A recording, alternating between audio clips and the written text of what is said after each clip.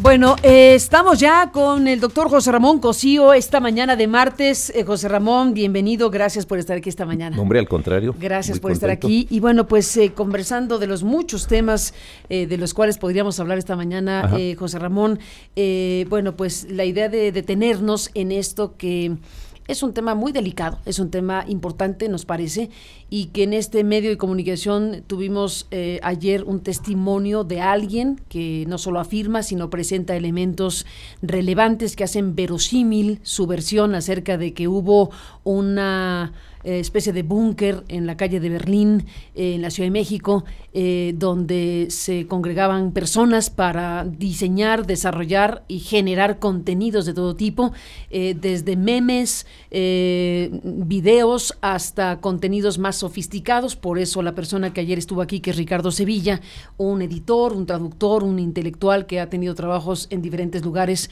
en el Fondo de Cultura Económica, en Excelsior, en La Jornada, en varios lugares, ha sido profesor, en fin. Ricardo Sevilla tiene su biografía intelectual y fue convocado, según su testimonio, a participar de esto que tenía como propósito fundamental algo que no se logró, obviamente, que es el descarrilamiento de la candidatura presidencial de Andrés Manuel López Obrador. Aquí hay varias vertientes y desde luego legales muchas. Un testimonio de esta naturaleza que viene acompañado, por ejemplo, de los documentos fiscales donde Sevilla muestra que durante 12 meses el grupo Coppel, a través de una fundación Coppel, le pagó y después le pagó en efectivo. En fin, los elementos que están a la mesa y que el público los puede revisar nuevamente si quiere o no, si no los ha revisado, en el texto que escribió Sevilla, que se titula Krause operó contra AMLO, testimonio sobre la insidia, colocando al historiador Krause y al empresario Coppel y otros como los ejes principales de esta operación, digámoslo así. Bueno, vertientes varias. ¿Qué dices, José Ramón Cosío? Mira, yo creo que, como lo dices tú muy bien, son varias vertientes. Desde luego está una vertiente estrictamente política. Y yo creo que cada quien puede apoyar a los candidatos que quiera, y siempre que no se salga del orden jurídico, pues puede tratar de que no ganen otros candidatos, ¿no? Eso es la disputa política. Esa es la disputa política. Ese no es problema, esa es su naturaleza. Esa es su naturaleza, y está bien que cada cual le apueste y cada quien tenga un proyecto, tenga intereses, en fin, hay una variedad de cosas allí metidas. Unos quieren que gane pues porque les va a ir mejor, otros porque van a tener chamba, otros porque van a tener contratos y otros porque simplemente los van a perder. Entonces hay una gran cantidad ahí de elementos.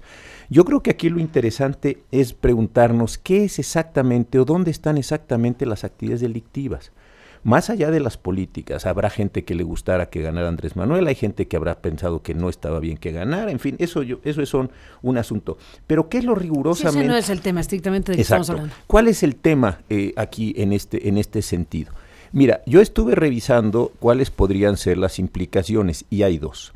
En primer lugar está la Ley General de Instituciones y Procedimientos Electorales, que tiene dos conductas curiosas que son responsabilidades administrativas de ciudadanos, sean personas físicas o sean personas morales. Y ahí hay dos posibilidades. Esta responsabilidad administrativa se puede dar si la autoridad te exige, te pide, te solicita información relacionada con los contratos, los donativos, las aportaciones que se realicen o cualquier otro acto que se vincule con partidos políticos o elecciones. Entonces, para que se constituyera aquí algún tipo de delito, la autoridad electoral, desde luego, tuvo que haber requerido a estas personas, a Fernando García Ramírez, a Alejandro Coppel, Agustín Coppel, a Alejandro Ramírez, a cualquiera de los que estaban en las menciones, y ellos se hubieran tenido que negar, cosa que creo que no aconteció. La segunda condición es contratar propaganda en radio y televisión. No aconteció que los llamara la autoridad. Que la autoridad le dijera, oiga, usted ha celebrado, usted entrégueme la información. Pues porque no se sabía. Exacto. Pero ahora no sabemos si, bueno. Claro, pero esa conducta no está constituida, es lo que quiero decir. Hasta este momento. Ocurrido. No ha ocurrido porque pues no se sabía y nadie los citó. La segunda es contratar espacios de radio y televisión. Y aquí es bien interesante que tienen que ser de radio y televisión. Cuando yo estaba en la Suprema Corte discutimos mucho si toda la propaganda, si yo contrato a alguien para que pinte bardas, si yo contrato a alguien para que trabaje en redes, ahí dice radio y televisión. Y como son disposiciones sancionatorias, tienen que leerse, normalmente esa es la tradición jurídica, de forma muy restrictiva, porque si no afectas otros derechos. En la parte administrativa creo que no hay un problema, desde mi punto de vista. Hay una segunda parte interesante, que es la Ley General en materia de delitos electorales, que es el artículo 15. Y aquí dice que se impondrán de 5 a 15 años de prisión, es una cosa seria, a quien por sí o por interpósita persona realice, destine, utilice, reciba porciones de dinero en favor de un precandidato, candidato, partido, etc. Si existe prohibición expresa, 1. 2, si el dinero proviene de fondos ilícitos o si se rebasan los márgenes permitidos por la ley, solo en esas tres condiciones. Entonces, creo que lo que Santiago Nieto hizo cuando dio fue a la FEPADE, presentó una denuncia formal de inteligencia. De hechos, exacto, como jefe de la unidad de inteligencia financiera, fue a decir, oiga, yo quiero saber si esos dineros de esos señores tenían una prohibición expresa de darse, ¿Te refieres al tema, perdóname, de el documental populismo en América Latina con el caso de Santiago Nieto? Ahorita regreso al del populismo porque es otra vertiente diferente. La primera parte que dijiste, estás hablando del caso Coppel, Krause y estoy hablando de Berlín, Enrique Sevilla. ¿no? Sí, de Berlín. Exacto. Entonces, hace referencia a lo que hizo Nieto la semana pasada, exacto, con el otro tema. ¿Qué se le parece? Porque dice ahí hubo una triangulación de recursos y de dónde salieron, a dónde fueron. ¿Son recursos lícitos o ilícitos? Si son recursos lícitos, si no rebasan los topes y si no tienen una prohibición expresa, hombre, nos puede parecer bien o nos puede parecer mal que una serie de personas, no sé quiénes, porque tampoco lo sabemos en este momento, se hayan reunido a conspirar. Pero pues eso, ilicitud tiene o no tiene, no, nos puede parecer indebido, nos puede parecer desagradable, desafortunado, inmoral, lo que tú quieras. No, eso no es pero ilícito, no lo sé. Entonces, ¿qué es lo que está haciendo Santiago? Y me parece que está bien porque abre un proceso y va a las instancias y decir, oiga, esos dineros que se pagaron, que fueron, que el mismo pago que se le hizo a Sevilla y otras personas que según él, y lo dice, están pagadas, ¿es con dinero bueno o malo? Fíjate, esto es bien interesante. Cuando acusaron a Elbester Gordillo, más allá de todas cuestiones, el delito fue que había tenido recursos de procedencia ilícita y terminó saliendo libre. ¿Por qué? Porque los recursos no eran de procedencia ilícita, eran lícitos. Las cuotas de los maestros. Las cuotas de los maestros, que está horrible, yo creo que está horrible, pero no eran de procedencia ilícita porque los maestros mensualmente, por descuento de nómina, iban fondeando al sindicato. Entonces, ahí hay que tener cuidado en este tipo de cosas. Entonces, ¿qué hay hoy como elemento constitutivo? Yo creo que hay una investigación y la investigación yo creo que la que podría ser ¿es lícito ese dinero con el que se dio? Entró por canales normales, se pagaron honorarios, se retuvieron, se enteraron el impuesto al valor agregado, se pagó el impuesto sobre la renta. Todo ese tipo de cosas son las que tendrían que verse como actividades ilícitas. Entonces, esa es una parte del problema. La segunda es bien interesante también, que es el video del populismo. El video del populismo y otras PGLeaks, que también ahorita lo vemos si quieres. El video del populismo es interesante por una razón. Ese fue al Tribunal Electoral. ¿Te acuerdas que hubo una denuncia de Morena? Luego se sumó ahí Acción Nacional y dijeron, oiga, ese video está claramente denostando a uno de los candidatos. La unidad técnica del INE la investigó a juicio del Tribunal Electoral mal y les ordenó que hicieran dos cosas muy importantes. La primera, que definieran por qué no habían llamado a unas personas, a una empresa que se llama Piña Digital, que fue la que finalmente contrató sobre los camiones los anuncios aquellos de populismo, ¿te acuerdas?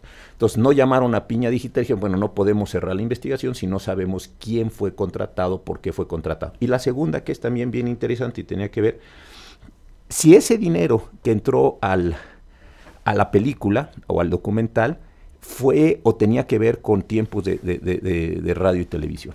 Y ahí es donde está, eso está sub judice, como decimos muy pedantemente los abogados, sub judice todavía está por resolverse, igual que está PGLeaks. O sea, todo está abierto. Todo está abierto. Exactamente. Todo está abierto. ¿Encuentras también algún ángulo de carácter fiscal? Por ejemplo, cuando vemos en el caso de Sevilla, que afirma que le pagó Coppel, una fundación Coppel, cuya naturaleza, si es fundación, habríamos de analizar. Exactamente. Y si esa fundación efectivamente, como muestra el documento del SAT, porque además está mostrado los documentos que efectivamente presenta Sevilla, si hubiera esta circunstancia, o si hay esta circunstancia donde una empresa a través de una fundación y la naturaleza de la fundación también tiene carácter fiscal, le paga a un individuo que dice haber hecho las cosas que hizo, y no corresponde con lo que está reportando la empresa al pagar, pues es un tema. Ahí podría haber un tema, también habría entre otras vertientes. Entre otras, también habría que ver cuál es el objeto de la fundación y si esa fundación contrató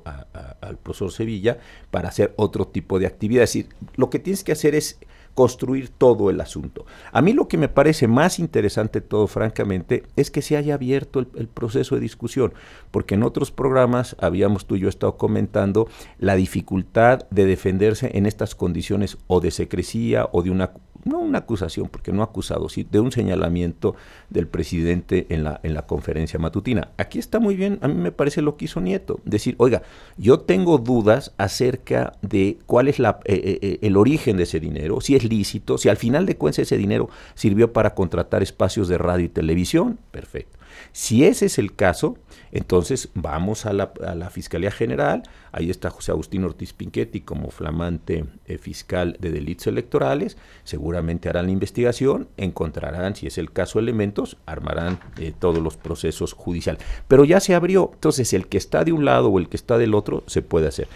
El hecho de que hayas entrevistado ayer al profesor Sevilla también me parece interesante porque él abre una acusación.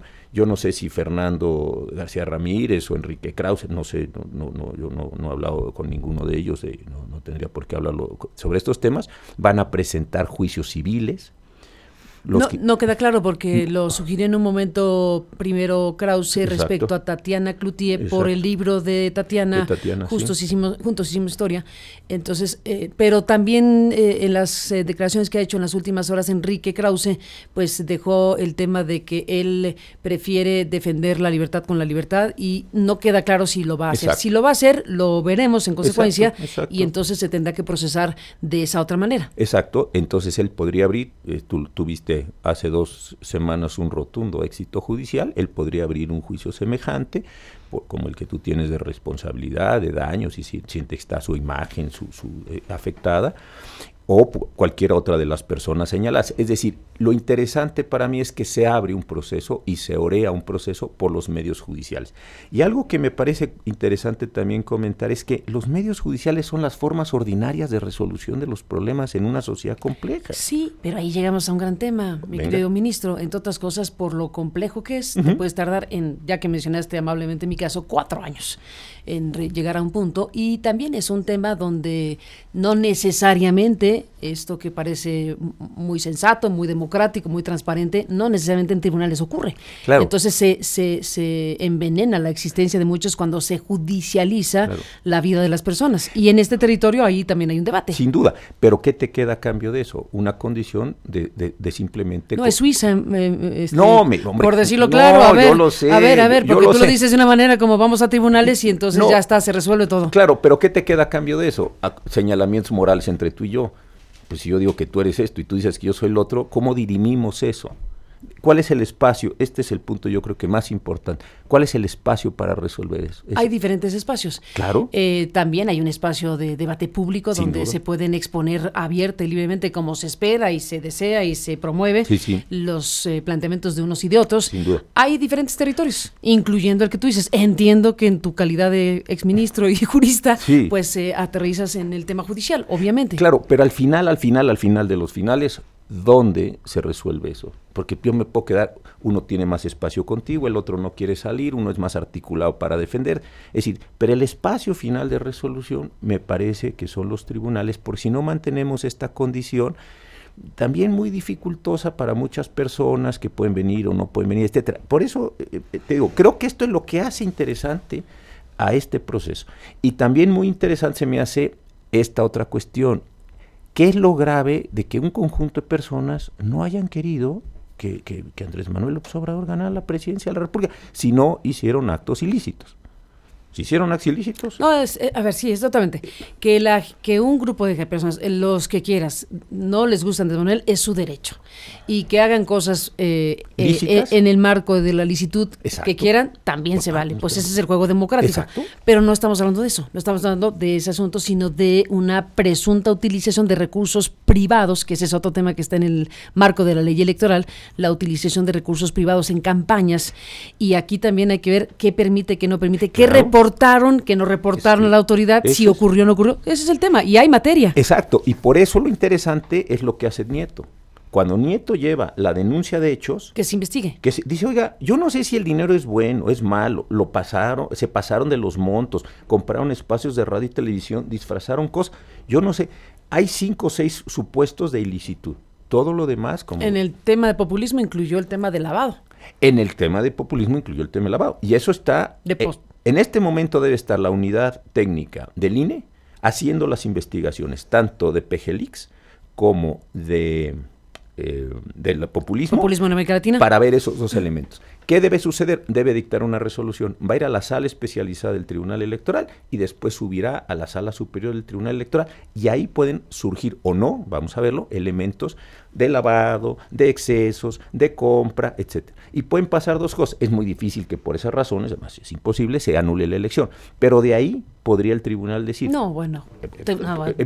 Lo digo simplemente para... Por decir, pero anular la elección... Por eso, porque eso no te pide. ¿Qué seguiría? Decir, dese vista a la Fiscalía General de la República, porque a juicio de este tribunal se han cometido este y este delito. Bueno. Y ahí está otra vez interesante. Sí, bueno, dijiste así muy al vuelo, pero ya mismo te corregiste de anular la elección. No. En todo caso, bueno, el implicado no sería el ganador de la elección, más bien sería la víctima de... Es que cuando se presentó casos. las denuncias, sí hubiera podido tener esa dimensión. Hoy ya eso evidentemente no, por eso lo decía en términos... Sí. De tratar de identificar los efectos. Eso no va a pasar. Entonces, ¿qué sería? Dese vista o sanciónese, o en fin, ya son cuestiones de responsabilidad individual por lavado, si fuera el caso, por excesos, por compra de espacio, ya por las conductas que acabo de decir tipificadas. Eso creo que es lo interesante de este asunto. Sí, sin duda, y bueno, veremos en qué termina la historia, porque efectivamente todavía está muy en curso ambos asuntos. En el caso de Populismo en América Latina, ese documental donde el gobierno, la unidad de inteligencia y el gobierno mexicano decidió exponer públicamente en la conferencia de prensa de la semana pasada, pues como lo vimos, ¿no? Y el fin de semana el encargado de la unidad pues se presentó ante la FEPADE, como lo has descrito con mucha claridad. Bueno, eso ocurrió con este caso. No sabemos qué va a ocurrir y si tomarán las mismas cartas en la misma dimensión con este nuevo caso, que tiene implicaciones de alguna manera similares, porque se trata de saber si efectivamente hubo o no algo que pretendió afectar, como pretendió afectar el documental de populismo en América Latina, la campaña de López Obrador. Vamos a ver si hay un dato diferenciado del caso del documental, que involucra, por cierto, nombresotes también, en este caso Alejandro Quintero de Promomedios, un personaje que en su momento estuvo directamente relacionado con la principal televisora del país como vicepresidente de comercialización. Entiendo que dejó de serlo y que ahora su contexto es otro, pero digamos, ahí hay un tema de grandes dimensiones por la implicación de los nombres que ahí salieron y de las presuntas conductas eventualmente delictivas que ahí se manifestaron. Vamos a ver si hay un trato diferenciado del propio gobierno de Andrés Manuel López Obrador respecto, entiendo que eso es lo que es Santiago Nieto, parte del gobierno de Andrés Manuel López Obrador, si hay un trato diferenciado respecto a encontrar aquí materia para igualmente presentar las denuncias correspondientes e igualmente que desde la Unidad de Inteligencia Financiera o quien lo registre necesario proceda en consecuencia de este segundo caso que deja el profesor Sevilla pues a la luz. Aquí podría haber dos soluciones, a ver si coincidimos. Una, si hubo un grupo de personas que se reunieron ilícitamente, sin hacer ninguna cosa indebida, se reunieron lícitamente, tú dices, lícitamente, si fuera el caso, un escenario. Escenario A. Escenario, se juntaron, dijimos, vamos a hacer algo porque este como ciudadanos del mundo. Como ciudadanos, porque no queremos que llegue este señor por las razones que sean, no las discuta. Y entonces nos juntamos, ponemos dinero lícito, traemos, armamos, etc. Oiga, usted hizo eso, sí, y perdí, ganó un señor que yo no quería que ganara. Ese es un escenario. Pero al decir ponemos dinero ya hay un componente que sí la ley regula. Es por eso. Por eso se halló lícitamente en ese escenario. Escenario 2, nos reunimos con los mismos fines e hicimos algo ilícito. Pusimos dinero no lícito, nos subimos en los montos, contratamos espacios de radio y televisión, hicimos cosas que no eran lícitas. Eso me parece que son los dos escenarios finales en todo este asunto, y eso es lo que es interesante. Y creo que lo mismo es para Berlín, para la Casa de Berlín, como para el programa o el documental de populismo, o para Wikileaks, PGLeaks, las tres cosas. Entonces, al final del día, son esas dos cosas.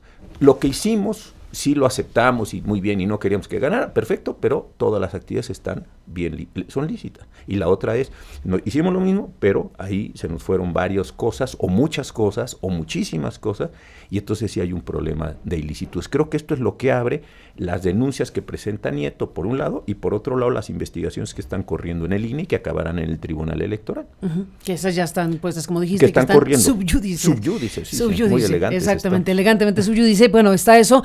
Y la pregunta y la duda de si habrá algún tipo de procesamiento judicial en el ámbito de las autoridades mismas. Exacto. O de los actores involucrados en lo que aquí acabas de mencionar. Y una tercera, que tú tienes toda la razón, si entre los involucrados se denuncian civilmente por daños a la imagen, por derecho al honor, en fin, esa es una tercera dimensión.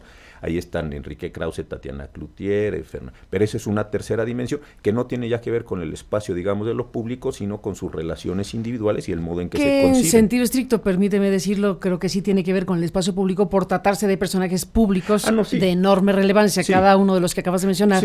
Y entonces, bueno, tiene esa implicación, porque aquí estás hablando también de los territorios en donde publica en un libro la ex coordinadora de campaña de Andrés Manuel López Obrador, hoy diputada, con una presencia pública indudable. Está Enrique Krause, que es director de Letras Libres y un intelectual con una presencia pública muy importante. En fin, son personajes públicos, y lo que eventualmente ocurra, si es que ocurre, pues también tendrá implicación pública indudable. Pero no como autoridades, me refería. Uno es el espacio una es de autoridad a autoridad, y otra de personajes que tienen relevancia pública, y acaba siendo todo público. Acaba siendo todo y eso es lo importante, pero es entre particulares, con connotación pública, de acuerdo, pero es entre ellos cómo se conciben, cómo se quieren defender, cómo se demandan o no se demandan. Esa es una tercera dimensión del asunto. Una es la de autoridad, para distinguir, todo es público, coincido contigo. Una es la de autoridad. Y esas autoridades entre sí es si hay o no ilícitos.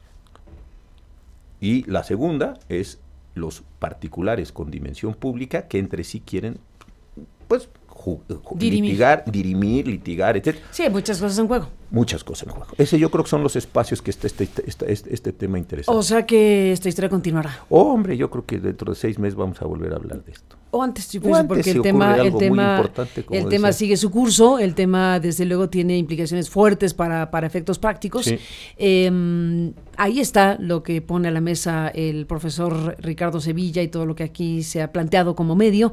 Ahí están los señalamientos también que se han hecho por parte de los actores. Hemos insistido que aquí está abierto el micrófono para escuchar a Enrique Krause, que en un primer momento dijo que solicitaría réplica.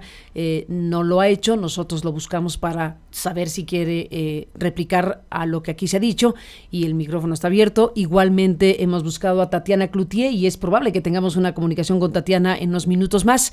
Hemos abierto el espacio porque finalmente se juegan muchas cosas aquí. Estamos hablando de implicaciones, además de las jurídicas, de muchas otras naturalezas. Nos despedimos, José Ramón Cosío. ¿Quisieras brevísimo comentar algo sobre lo que acaba de pasar en la conferencia de prensa respecto a la reelección? Podemos reproducir un fragmento de unos segundos. Me encantó. El presidente de México, hace ratito lo reprodujimos. ¿Lo tienes por ahí? A ver si lo ubicamos rápidamente, porque es una de las notas del momento, una de las notas del día, digámoslo así. Y bueno, un comentario tuyo al vuelo no está mal, porque estamos hablando de por qué el presidente de México encontró necesario decir lo que dijo hoy e incluso firmar un manifiesto, no sé cómo llamarle, un manifiesto en donde se compromete a no hacer nada para buscar una reelección en México. Y bueno, pues teníamos este audio video de lo que ocurrió esta mañana, pero esencialmente es eso, José Ramón. Estamos frente a un presidente que viene a responder de esta manera en un contexto donde se ha planteado el tema de una eventual, iba a decir riesgo, ¿no? Una eventual posibilidad de reelección, a partir fundamentalmente de lo que ha sido la discusión, el debate y la aprobación del tema de revocación de mandato, que ya de suyo tiene mucha materia prima.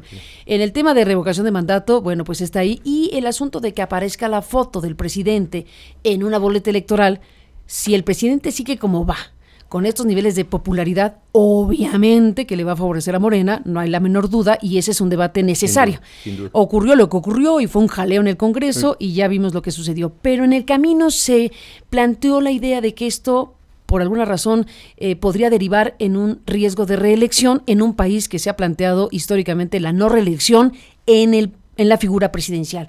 El presidente de México encontró necesario decir que no piensa hacerlo y firmar en consecuencia. Este es el fragmento de lo que sucedió hoy en Palacio Nacional. Sí.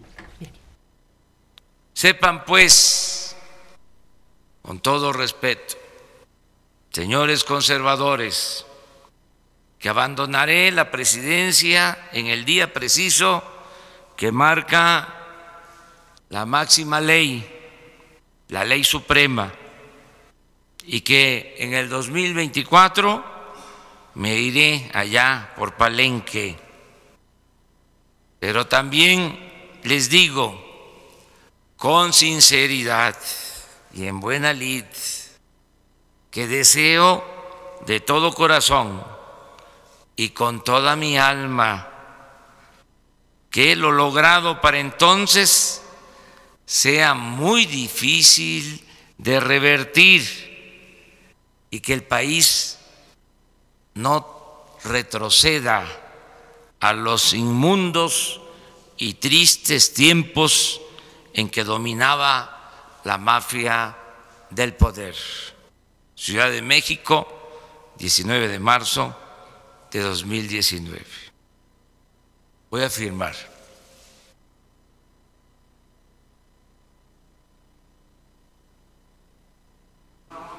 Ahí está la escena de la firma. ¿Qué dices, José Ramón Cosío? Pues yo creo que es un acto político, de estos actos que hace muy bien el presidente López Obrador, jurídicamente otra vez, mientras no reformara la Constitución, y él quisiera permanecer en el cargo, pues francamente sería un golpe de Estado o algo muy cercano a eso, ¿no? Si dijera, termino en el 24, pero por la razón que sea, sin reforma constitucional, extiendo el mandato. Pues no, ¿cómo por qué? No vendría al caso. No vendría al caso. Yo creo que hoy es un acto político, primero lee el documento cuando casi no ha estado leyendo el presidente, eso creo que hay que tener en cuenta. Segundo, se refiere a los conservadores. Bueno, lo lee porque lo va a firmar, es un documento que queda aquí.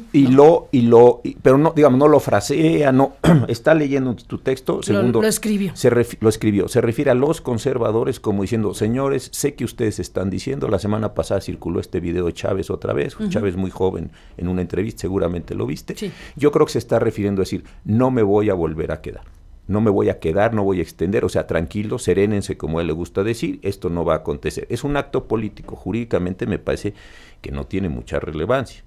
En ningún sentido. La relevancia que tú y la denotabas muy bien es esta, va a estar en la boleta en el 21, en la intermedia. Si va bien él, arrastrará a Morena para arriba. Si va él mal, por las razones que sea, arrastrará a Morena para abajo. Otra vez es un acto político puro en ese mismo sentido. Vamos a ver que esta es una tercera cuestión, si el INE y después el Tribunal Electoral consideran que se puede presentar y estar su nombre en la boleta. ¿En calidad de qué podría estar su nombre en la boleta? Eso falta por saberse, claro, en el INE y en el va tribunal, porque va a haber impugnaciones seguramente. Porque seguramente van a decir... ¿En calidad de qué? Pues en calidad de que como va a ser simultáneo el proceso, sí, pues no sé si para ahorrar papelería. Tendría que tener entonces la condición de reforma para estar en esa, de la revocación del mandato. ¿En dónde está hoy prevista la revocación del mandato? ¿Dónde está hoy? ¿De qué forma se articula? Todavía hay que ver toda la administración electoral, que ese es un asunto... No solo lo que se aprobó, sino... Exacto. ¿Te acuerdas? Lo secundario. Exacto. El año pasado había muchos problemas de si iba un logo, dos logos, que el logo arriba. O sea, ahí hay toda una parte de administración electoral que todavía hay que ver, porque la pregunta clara es en calidad de qué aparece el presidente hoy, en la situación actual, en la boleta. Ahí todavía entonces eso va a ser batalloso. Y por supuesto con la inteligencia política que tiene, de eso va a ser un debate, de eso va a ser... En calidad que aparece, pues aparece como presidente de México, a quien se va a evaluar. Sí. Y entonces, sí o no quieres que continúe. Pero ¿cuál es hoy la figura jurídica que permite que te pongan en la boleta? No lo sé. Ese es el tema. Eso es lo que tiene que aterrizarse. Ese es el tema que tiene que aterrizarse. Ni más ni menos. Ni más ni menos. Como acto político lo veo muy bien. Como acto jurídico hasta hoy, pues está muy bien. No tiene esto mucho más sentido. Es comprometerme a cumplir lo que ya dice la ley. Lo que ya dice la ley, y yo creo que tiene que ver con todas las declaraciones de la semana pasada, y no son las demás pasadas, las que llevamos arrastrando ya varias semanas en el sentido de... Esta cosa de que viene la reelección y que se va a continuar, exacto. Sí, es. Por ahí vienen los tiros. ¿El petate del muerto será? Pues. No sé. Vete a saber, pero el presidente dijo, mejor les firmo. Okay. Algo así. Algo así. Bueno, doctor, muchísimas gracias. No, gracias a ti. Muchísimas gracias por estar aquí esta mañana con estos temas. Ojalá. Gracias por estar aquí y seguimos para la próxima semana. Un abrazo. No, claro.